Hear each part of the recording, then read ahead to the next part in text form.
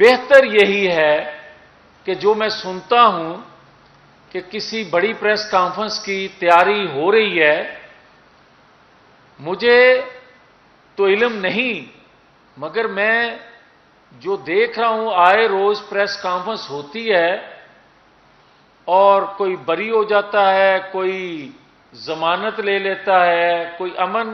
کے ساتھ گھر میں رہ لیتا ہے، مگر مجھے اس سے زیادہ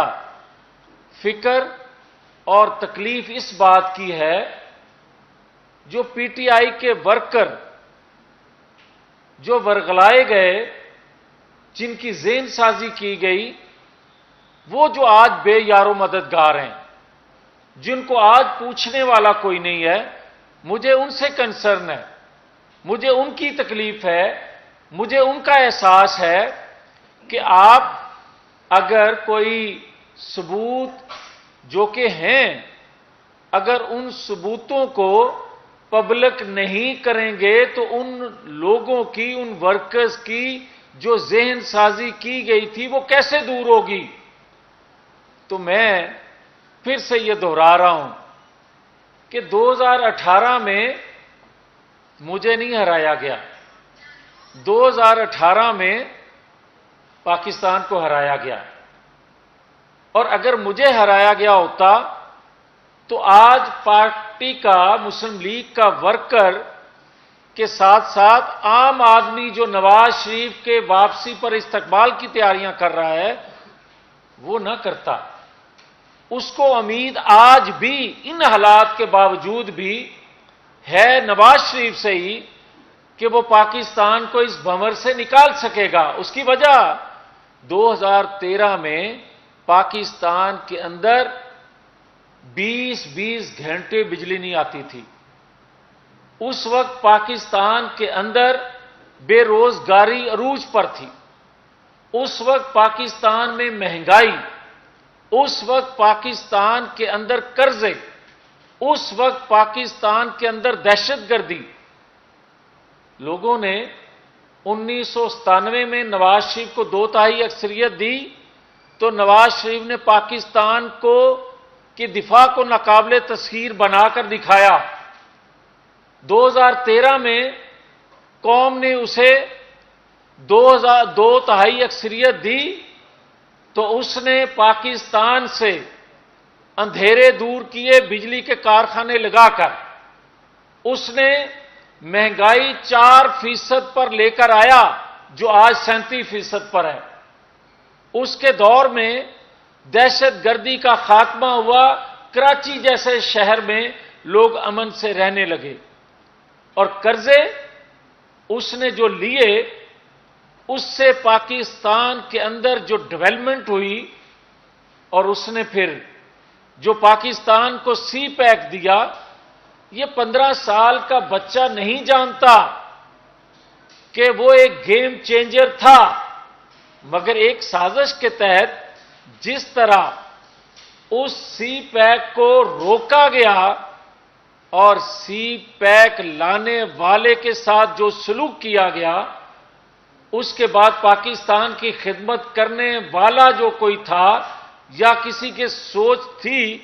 تو لوگ یہ سوچنے پر مجبور ہوئے، مائیں باپ ان بچوں کو کہنے لگے کہ پاکستان کے محسنوں کو دیکھیں، ان کا حشر اس پاکستان میں کیا ہوتا ہے۔ تو پھر اس کے باوجود بھی یہ کہہ رہا ہوں کہ نواز شریف سے اس قدر لوگوں کو امید ہے، یقین سے، کہ نواز شریف آئے گا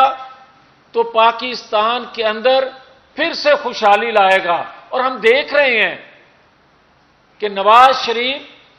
صرف انتخابی کیمپین کے لیے نہیں، نواز شریف 3 دفعہ کا وزیر اعظم ہے، مگر انتخابی کیمپین کے لیے نہیں، انتخابی تحریک کے لیے آ رہا ہے۔ ایک تحریک سمجھ کر، ایک پاکستان کو ایک تحریک میں شامل کرنے کے لیے کہ اگر ووٹ کا تقدس، اگر ووٹ کی عزت، اگر ووٹ کی آزادی صرف ووٹ ڈالنا نہیں ہوتا، ووٹ کے نتائج اور ووٹ کے نتائج کو تسلیم کرنا اور نتیجے میں آنے والی حکومتوں کو آزادانہ کام کرنے دینا، یہ ہے ووٹ کی عزت۔ اور اس کے لیے نواز شریف نے ہمیشہ جو جدوجہد کی، اس کے ثمرات ہیں آج کہ دیکھیں ایک ادارہ پولیٹیکل ہونے کا اعلان کرتا ہے، اس کا نتیجہ ہے نواز شریف کی جدوجہد کا کہ آج اگر آئین سے ماورا کسی ادارے میں بیٹھا شخص کوئی سوچتا ہے تو پاکستان بھر سے آوازیں سننے کو ملتی ہیں کہ یہ غیر آئینی فعل ہے۔ آپ جس طرح دیکھ لیں کہ جسٹس شوکت صدیقی نے یہ بات جب کی کہ پاکستان کے اندر عدل کا نظام ایسا ہے کہ جو بینچ بنتے ہیں وہ بھی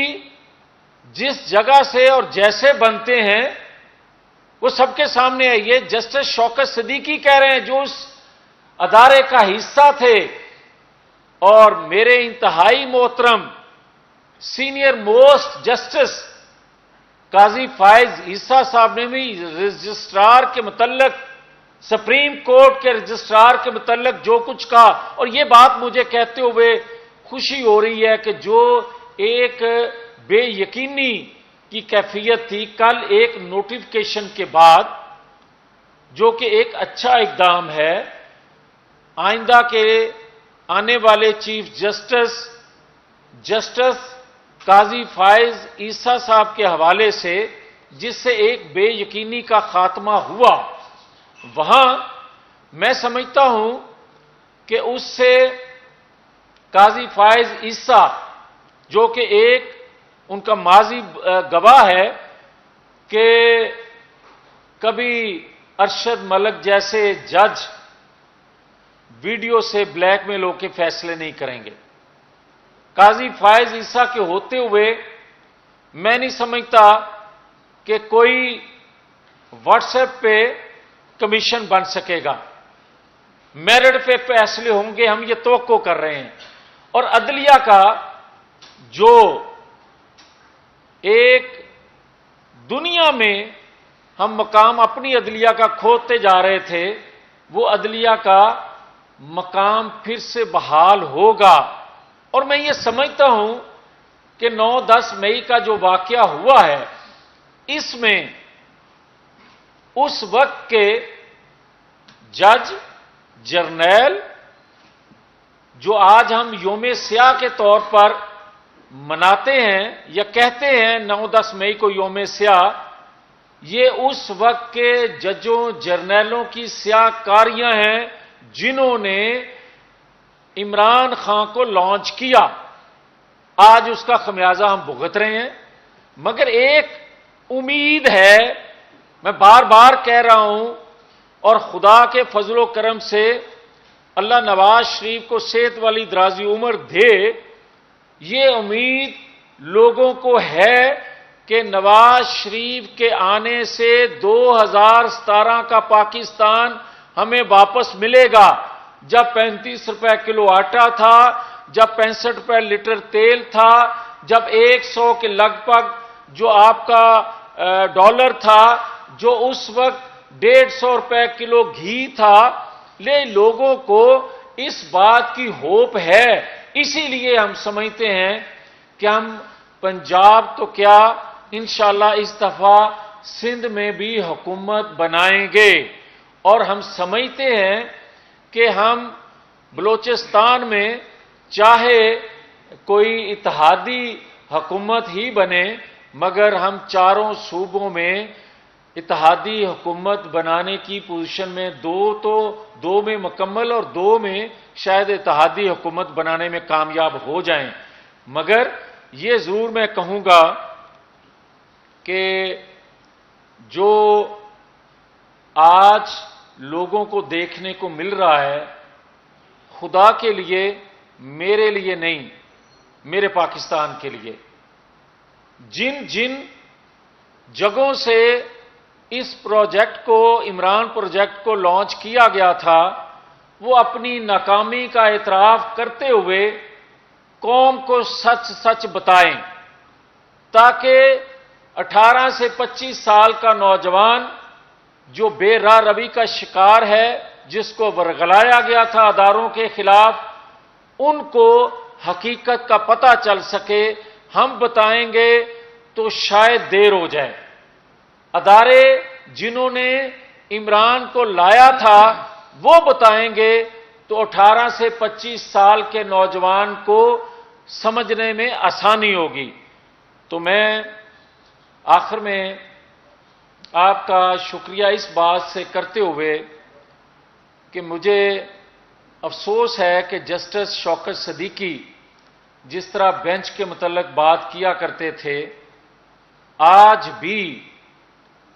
قاضی فائز عیسیٰ اور دیگر انتہائی قابل احترام جسٹس ایک بینچ کا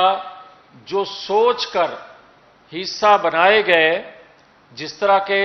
فیض آباد دھرنے کے حوالے سے ایک ججمنٹ موجود ہے، میں سمجھتا ہوں کہ آج کے دن بھی شاید وقت ثابت کرے گا کہ یہ بینچ کس طرح اور کن خواہشات کی تکمیل کے لیے، میری سوچ ہے، لوگ کہتے ہیں جسٹس شوکت صدیقی کہتے ہیں یا دیگر بھی آوازیں مختلف اوقات میں اسی عدل کے نظام سے یا اسی بلڈنگ سے سنائی دیتی رہتی ہیں۔ خدا کرے پاکستان کی بہتری کے لیے وقت کے قاضی فیصلے کریں۔ شکریہ۔ میاں صاحب، ایک تو یہ بتائیے گا کہ اپنا نواز شریف کی جو واپسی ہے وہ کب تک ہے؟ الیکشن سے پہلے وہ واپس آ جائیں گے؟ اور دوسرا یہ بتائیے گا کہ آج سپریم کورٹ میں جو ہے وہ ملٹری کورس کے حوالے سے ایک جو ہے وہ نوٹی بینچ بیٹھا ہے، جس میں جسٹس قاضی فائز عیسیٰ کو بھی شامل کیا گیا۔ پچھلا روز سے آپ دیکھ رہے ہیں کہ سوشل میڈیا پہ کافی تنقید ہو رہی ہے، جیسے نوٹیفکیشن ہوا ہے تو آج ان کو جو ہے وہ بینچ میں شامل کر لیا ہے۔ حکومت کا بھی فیصلہ ہے اور عدالت کا بھی فیصلہ ہے کہ 9 مئی میں جو ملوث ہیں ان کے خلاف جو ہے وہ کارروائی ملٹری کورس میں چلے گی۔ آپ کا کیا مطلب ہے؟ دیکھیں، اگر عدالتوں سے انصاف مل رہا ہو تو پھر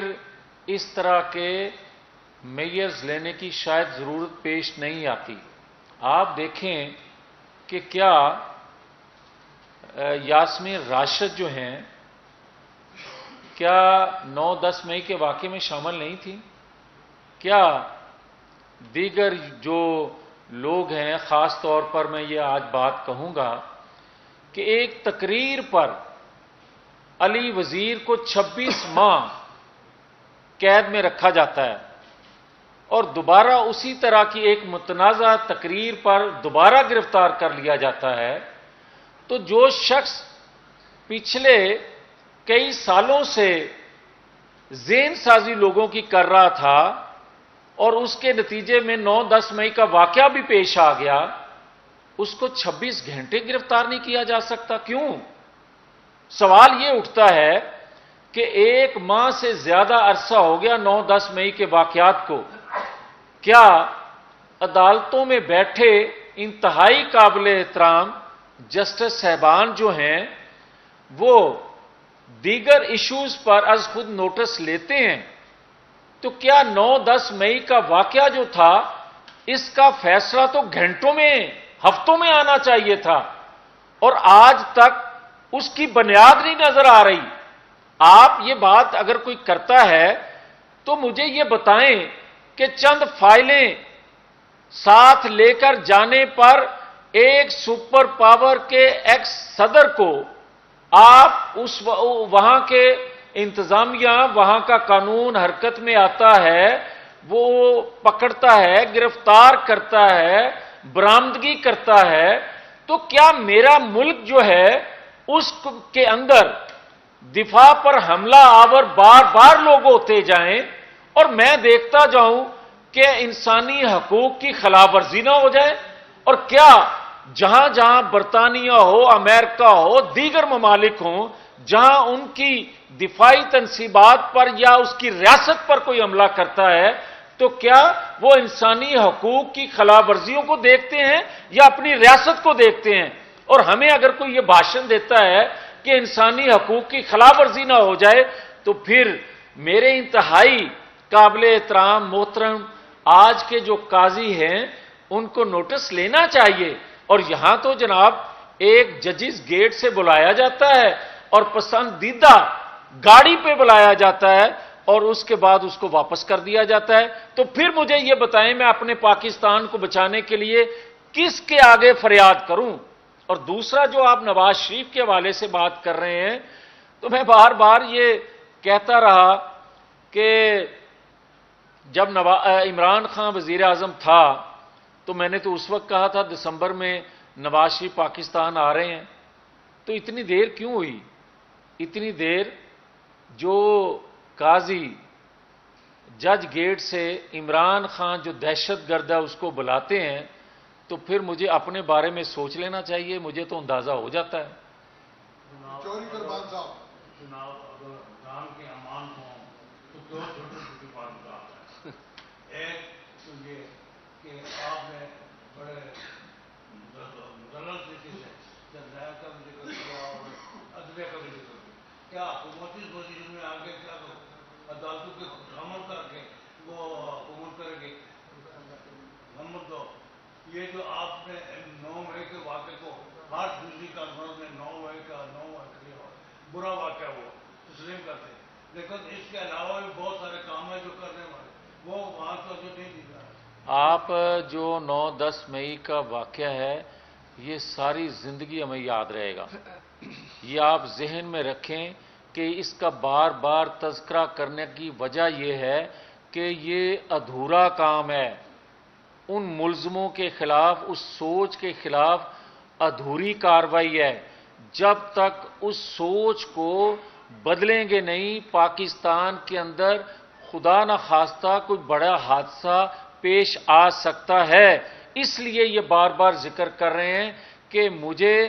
یہ جو آئین ہے یہ جو قانون ہے اس ریاست نے دیا. خدا نخواستہ ریاست اگر خطرے میں ہوگی تو میں اپنے پیٹ سے زیادہ میں اپنی دیگر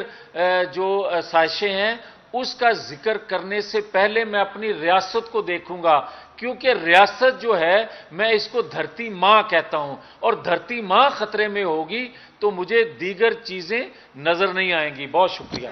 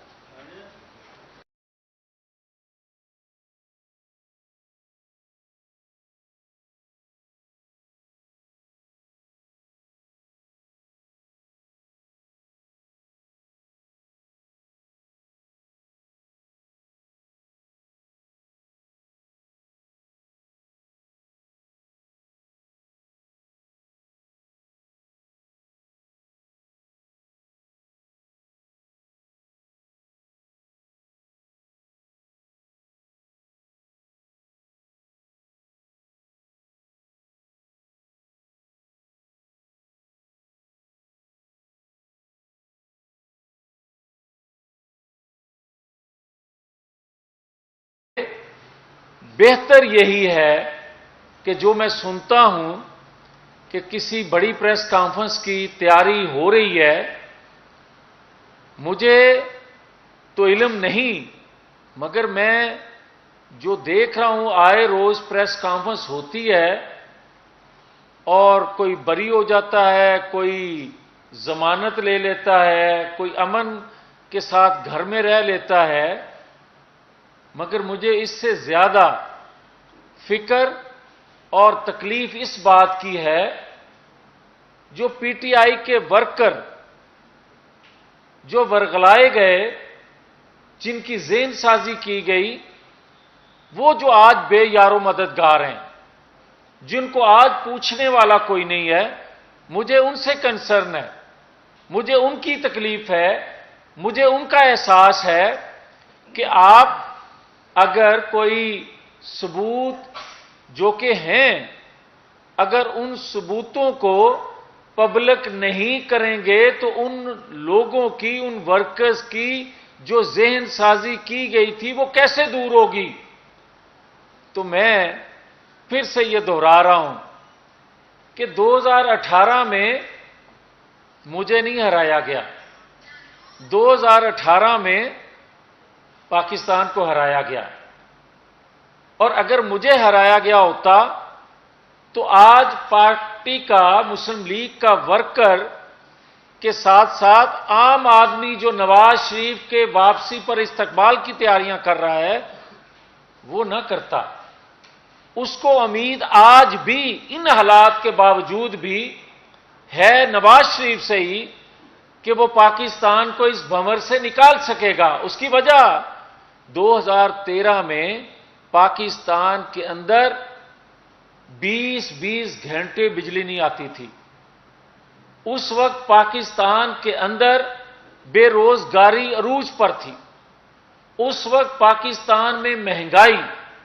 اس وقت پاکستان کے اندر قرضے، اس وقت پاکستان کے اندر دہشت گردی۔ لوگوں نے 1997 میں نواز شریف کو 2/3 اکثریت دی تو نواز شریف نے پاکستان کو کی دفاع کو ناقابل تسخیر بنا کر دکھایا۔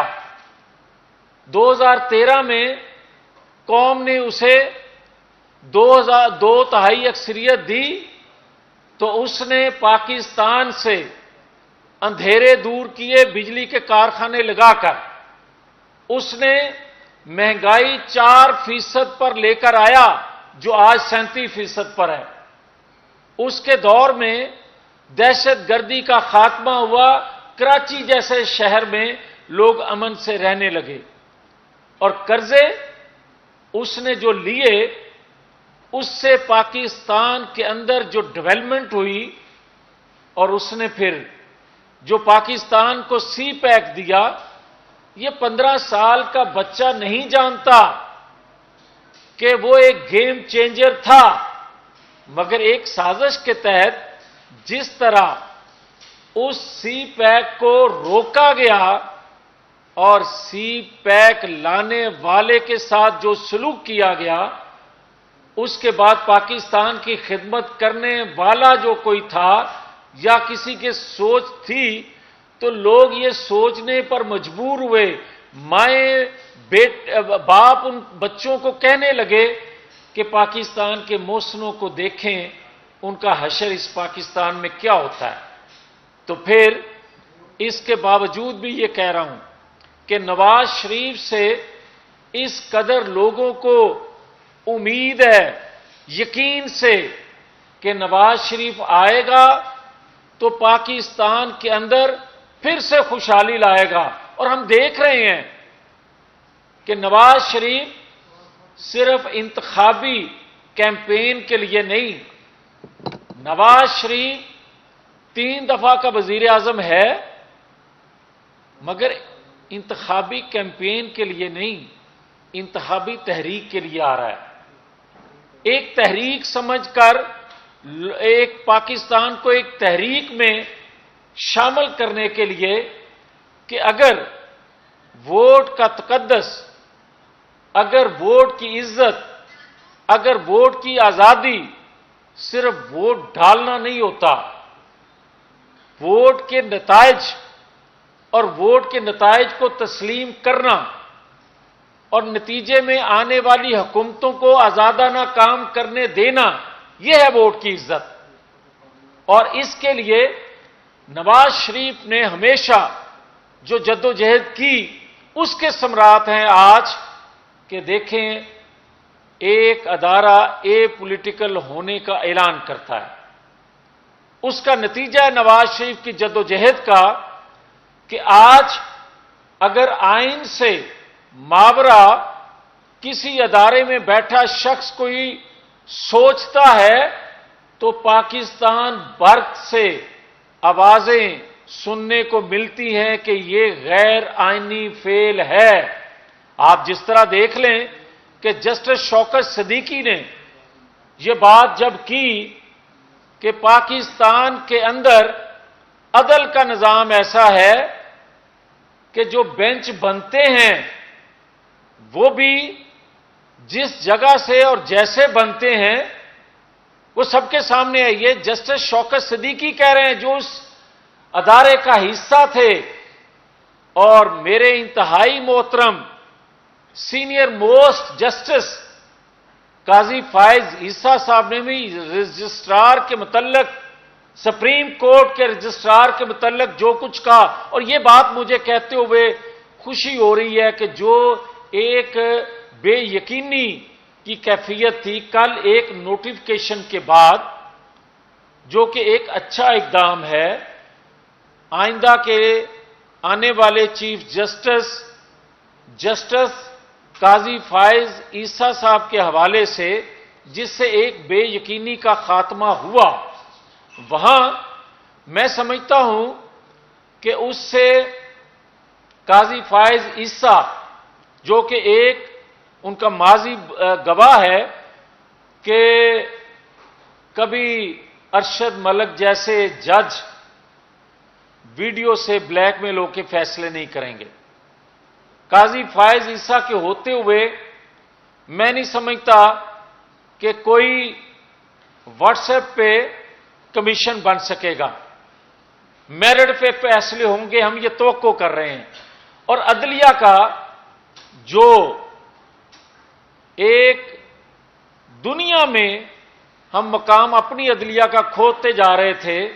वो अदलिया का मकाम फिर से बहाल होगा। और मैं ये समझता हूं कि 9-10 मई का जो वाकया हुआ है, इसमें उस वक्त के जज जर्नैल, जो आज हम योम स्याह के तौर पर मनाते हैं या कहते हैं 9-10 मई को योम स्याह, ये उस वक्त के जजों जर्नैलों की स्याहकारियां हैं जिन्होंने इमरान खान को लॉन्च किया। आज उसका खमियाजा हम भुगत रहे हैं। मगर एक उम्मीद है, मैं बार बार कह रहा हूं, और खुदा के फजलो करम से अल्लाह नवाज शरीफ को सेहत वाली दराजी उम्र दे, ये उम्मीद लोगों को है कि नवाज शरीफ के आने से 2017 का पाकिस्तान हमें वापस मिलेगा। जब 35 रुपए किलो आटा था, जब 65 रुपए लीटर तेल था, जब 100 के लगभग जो आपका डॉलर था, जो उस वक्त 150 रुपए किलो घी था, ले लोगों को इस बात की होप है। इसीलिए हम समझते हैं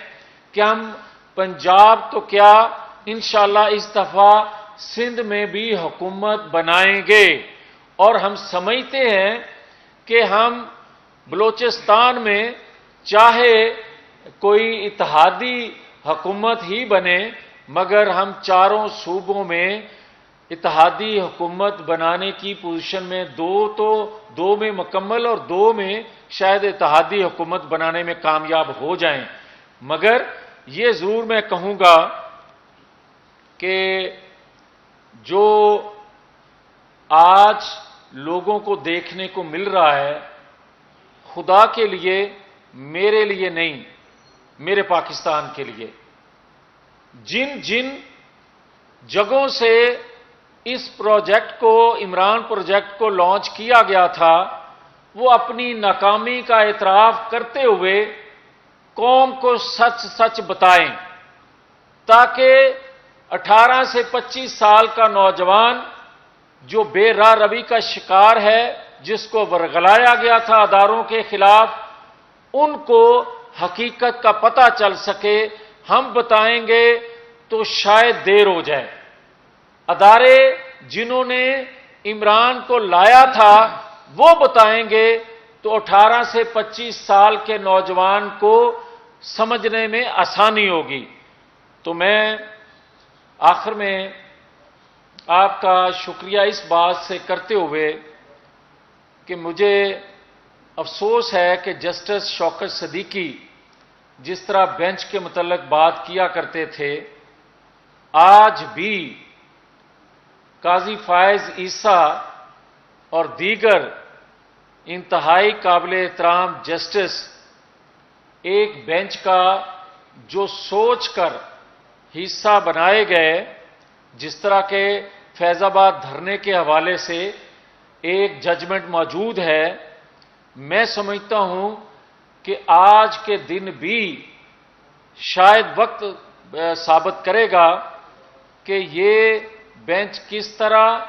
اور کن خواہشات کی تکمیل کے لیے